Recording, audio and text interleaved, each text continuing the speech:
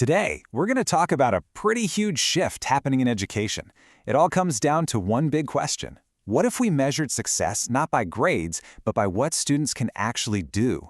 We're talking about moving away from the stress of the final exam and towards something called competency-based learning. I mean, think back to when you were in school. Remember that feeling? The stress of that one big final exam.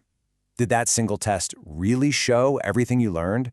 Or was it just a test of how well you could cram and memorize stuff for one specific day? It's a question that really gets to the heart of what we're digging into here. And this leads us to a really important difference. For the longest time, schools have used what's called assessment of learning. You can think of this as the final judgment, right? The report card that comes after the learning is supposedly done. But there's a whole other way to look at it, assessment for learning. This treats assessment as a tool to actually help students get better while they're still on their journey. So let's first talk about why we need to move beyond that traditional final exam. A typical test is like a single snapshot. It just captures one moment in time. But what if a student was having a bad day?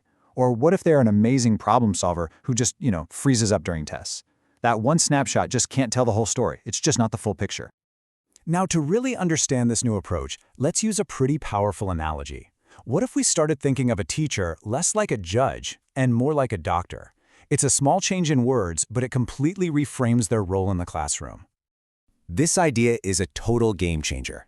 Suddenly, a teacher's job isn't just about lecturing from the front of the room.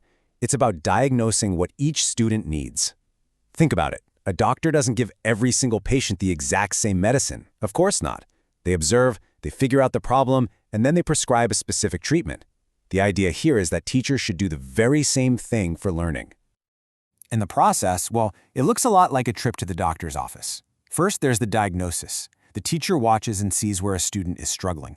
Then they form a hypothesis. They try to figure out why. Is it a concept they missed? A language issue? And finally, they prescribe a remedy. And that remedy isn't a grade. It's a specific activity or piece of feedback designed to help that one student improve. Okay, so if teachers are now playing the role of doctor, what exactly are they diagnosing? If we're not just grading tests anymore, what are we measuring? Well, the answer is something called a competency. And this is the real goal of this whole new way of thinking about learning. All right, so what in the world is a competency? I know that definition sounds a little official, but the key word here is integrated. It's not just one thing. It's this mix of what you know, the skills you have to use that knowledge, and even your attitude, like how you approach a tough problem. It's all about what you can do. Let's break it down. You can think of competency as being made of three key ingredients. A big piece of it is knowledge, the stuff you learn from books.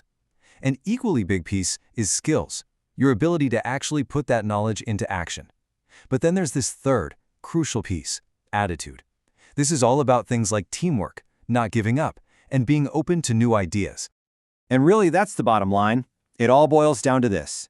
Can you take what you've learned in the classroom and actually use it to solve a problem out in the real world? That is the true test. It's the difference between memorizing a formula and actually being able to give someone the right change at a store. So what does this actually look like day to day in a real classroom?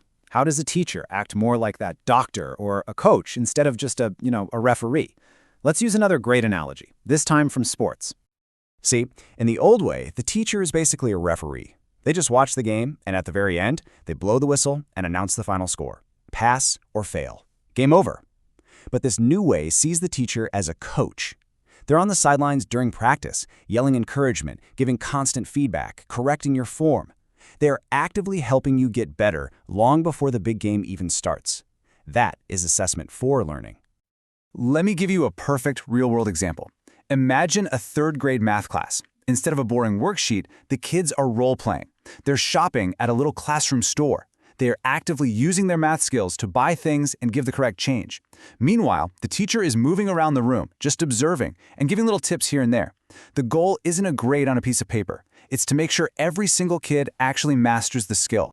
And the impact of this kind of shift, it goes so much further than just academics. We're really talking about changing the entire culture around school and building a much more supportive community for our kids. Because when the focus is on a child's actual development, it naturally invites parents to be part of the process. Assessment becomes this ongoing conversation about progress, so parents become real partners in their child's education, not just spectators waiting for a report card to show up. And when that partnership really works, the results are just incredible.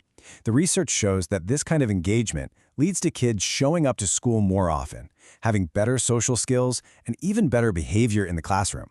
So in the end, we're not just creating better test takers, we're helping to develop more engaged, well-rounded human beings. So, we want to leave you with this final thought. For so long, being smart in school has meant getting good grades on tests. But what if we measured competency instead? What if being smart meant being a fantastic collaborator, or a super creative problem solver, or a learner who just never gives up? Shifting how we assess learning doesn't just change our schools, it could change our entire definition of what it means to be intelligent.